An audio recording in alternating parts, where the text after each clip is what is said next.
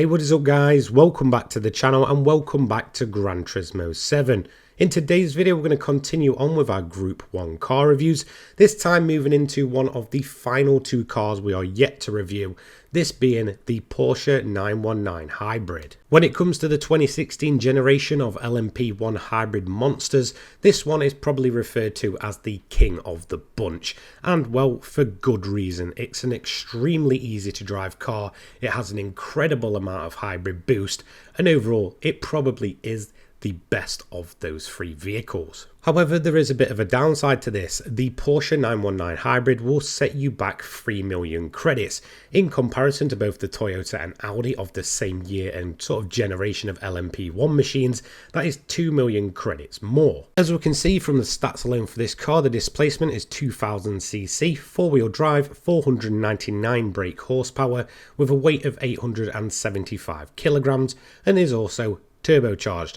Overall, definitely no slouch. Its overall PP rating is 887.48. So after price and specs, let's move on to the final review for the 919 Hybrid. This is one of two cars I'm yet to review from the Group 1 category, the other being the 787B, which I'll probably be dropping next week on a Monday. So in terms of the Porsche 919, it is referred to by many as the best of the bunch of the sort of LMP1 hybrid monsters, and I do pretty much agree with that. Yes, the price point is a little bit steeper than the others, again 2 million credit difference there, but to be totally honest, you do get a lot of bang for your buck, and I do find that out of all three of them, this is probably the most reliable of the bunch and the one that's probably earned me the most credits overall, as well as definitely being, even under BOP, the best of those three vehicles. Well, obviously we're going to be comparing this car against the other two, which is the Toyota TS050 and obviously the Audi R18 of the same generation. So before we get into the performance, let's talk about the looks of this car. So before we get into the performance and then obviously onto the racing history of this car, let's rank it in terms of its overall looks then. So for me, this car sits in a nice middle ground of probably being the second best looking of the bunch. For me, the Audi with its more radical design and that very sort of high up nose is the best looking of those three vehicles. Then it would be the Porsche and then the Toyota. In terms of the performance of this vehicle, it certainly is the easiest of the bunch to get around a track. Whilst they're all very easy cars to lap, this one definitely feels like the best of the bunch. In terms of the brakes, it's fantastic.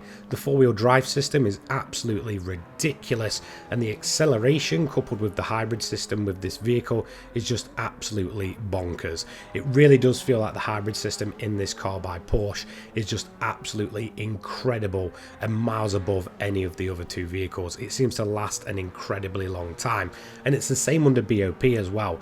This car will drain its hybrid a lot less than the likes of the Audi and especially the Toyota. Again, if you're a single player grinder and you want to know what it's like when it comes to, you know, single player events and stuff like that, it overall is a very useful car. It's perhaps one of my favorite 800 and 900 pp cars. Again, I haven't personally made a video on it yet, but it's a very obvious choice. In terms of long run money making, this one has probably netted me a good amount of millions over my current time playing GT7.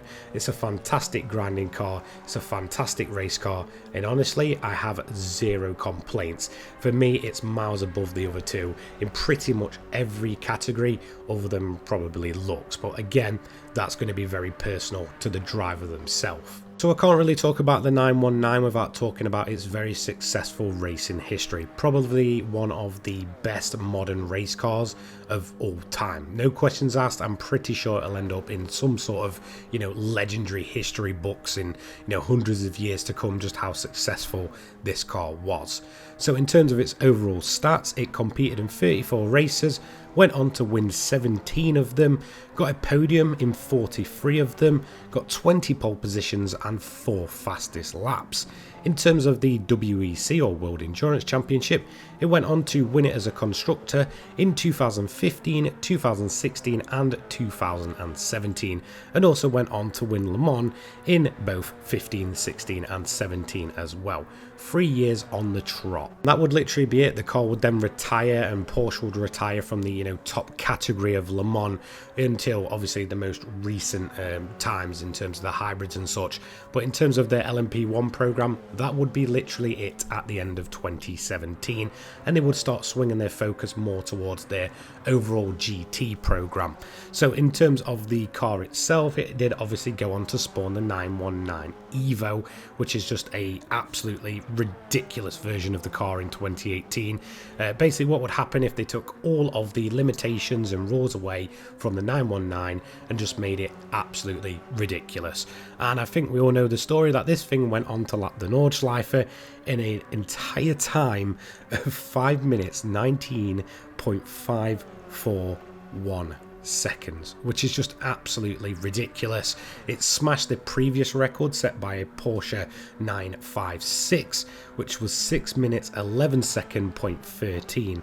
So as you can see, nearly a minute difference in that overall lap time of the Nordschleife.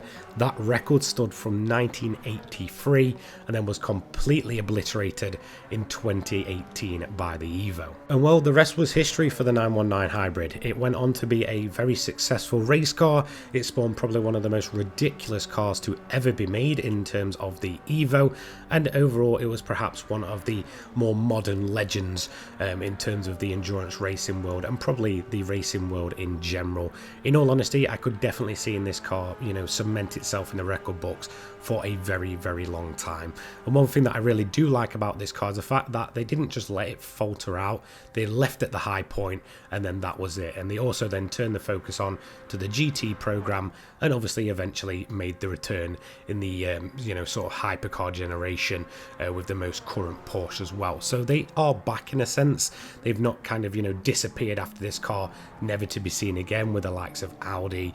Obviously Toyota's still going strong as well, have ever since their sort of 2016 model, but Porsche, they eventually did make that return. So in terms of the overall lap time leaderboard, it comes 9th overall. PP rating of 887.48 on the racing mediums, doing a time of a 5 minutes 46.345. As you can see, easily the best of the bunch when it comes to them 2016 hybrid monsters, smashing the Toyota by a decent couple of seconds. As we can see at the bottom of the screen in P14, the Audi R18 got smashed by around about 3 seconds. So really it does stand that this is the best of the three and probably one of the better Group 1 cars to exist in Gran Turismo 7.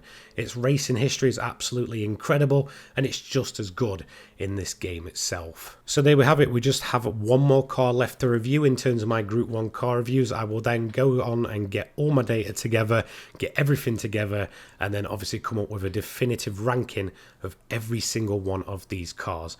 And well, I've probably left the best till last with the Mazda 787B hopefully coming next Monday, and at that point we'll then get everything together and get it all ready. Massive thank you to you guys watching at home, and a massive thank you to all of my channel members. A huge thank you for the support that you give me between uploads. Again, if my voice is just a little bit off, it's because I'm currently recovering from another chest infection, so hopefully it does sort of return to normal over the next week or so. Anyway, massive thank you, take care guys, peace.